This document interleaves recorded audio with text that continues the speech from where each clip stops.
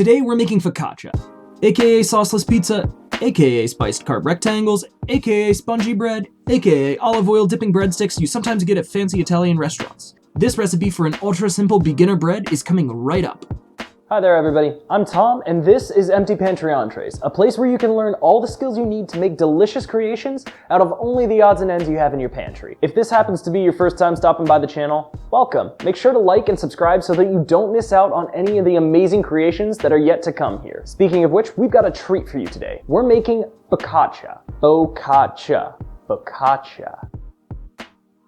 We're gonna break today's video down into three main categories. First and foremost, we're gonna start with a super high hydration dough, then moving on into how you can go about customizing and changing the individual flavors you can go with your focaccia bread. And then lastly, we're gonna round things off with the baking instructions themselves and our ultimate taste test. Honestly, if you've never baked before, try out focaccia. What you get at the end of the day is one of the most rewarding breads that you could possibly make as a beginner baker. But with all of that said, I think it's about time for us to move on.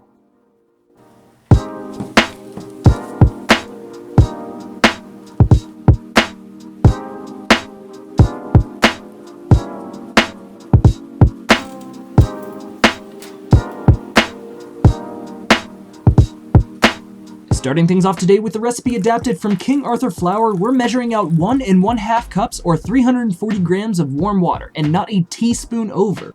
We're gonna want this water rocking around 86 degrees Fahrenheit, which will be the perfect temperature for our yeast to waken up and prove they're still alive to us.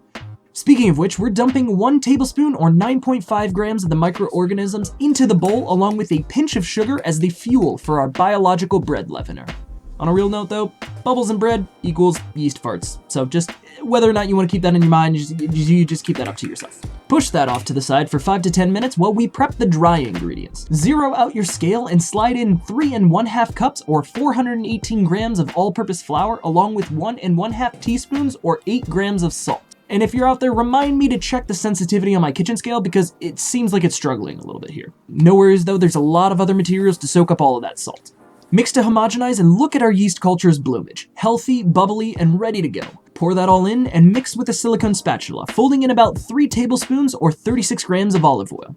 Now you'll notice that this boy is sticky as hell, and that is okay. We're going for somewhere between a typical bread dough and a cake batter consistency with this roughly 80% hydration dough.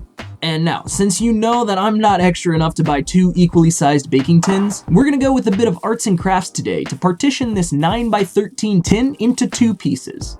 Pinch and crease to really accentuate that dividing line. Then, using a pair of scissors, add a relief cut on either side of your divider if it's wider than the pan itself. Then bend and mold to the shape of the tin. Voila, 2 partitions to your tin and you're ready to go. Generously coat the bottom with nonstick spray, and take this as a warning, remember to spray your spatula along with your hands. Don't do what I do. Messy, sticky, and impossible to work with when you forget to do that. When you follow instructions and remember to lubricate both your spatula and your hands, sticking is no problem at all, and the dough is incredibly workable and soft. So much more enjoyable. Once you coax it into the shape of the 2 partitions, cover and let rise for about an hour, after which comes the best and most texturally alarming part of the process, the hole forming. And yeah, it really is as simple as it looks. With a little bit of oil on your fingers, simply poke and prod your way through on each side to make the loads of nooks and crannies for our seasonings to live in. Speaking of seasonings, we've got an equal amount of 2 teaspoons of olive oil going on both sides, a heavier tablespoon of garlic mince on the right compared to the 1 teaspoon on the left. Same routine in terms of the grated parm, you're gonna add more onto the right than you do your left. Then on the left side, we're gonna go with a few pinches of sliced sun-dried tomatoes, and on the right, we're going to get a thick coating of Italian seasoning. And just like that, double the flavoring and barely any extra work. Cover with a damp rag for an additional 10 minutes while the oven comes up to a 375 degree Fahrenheit temp. Then send off our bread babies for 25 to 30 minutes or until crispy brown on the bottom. What you get when you pull this out is a chewy, airy, and delicious focaccia bread. And I know what you're thinking. You're gonna wanna pull a piece out the second you pull it out of the oven. But let it relax and cool off in the pan for a few minutes before sliding out onto a cutting board. Then look at how well our 5-minute craft divider held up. No one would ever know the difference. Between you and me, the Italian Seasonings focaccia was the clear winner between the two. It delivered a multitude of seasonings that paired real nicely with the Parmesan cheese to make a truly savory bread. The Sun Dried tomatoes, on the other hand, ended up a bit overdone, which is no fault but my own. Next time, I would highly recommend folding the tomato into the dough itself so that it doesn't get as much of an intense heating in the oven. In every other way though, these two breads are incredible. Just as spongy, delectable, and ready for dipping as you could ever want them.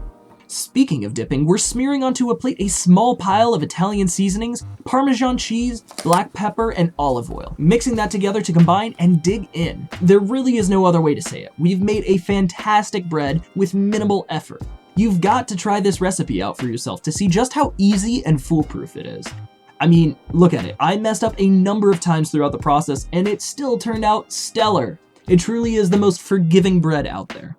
And segueing now to the part of the video where I thank y'all for watching. It really does mean a lot to have y'all interacting, commenting, and showing your love. Let me know how this one turns out for you, and if you have any suggestions for future videos, please feel free to reach out. Thanks again for watching, and I'll see you all next time.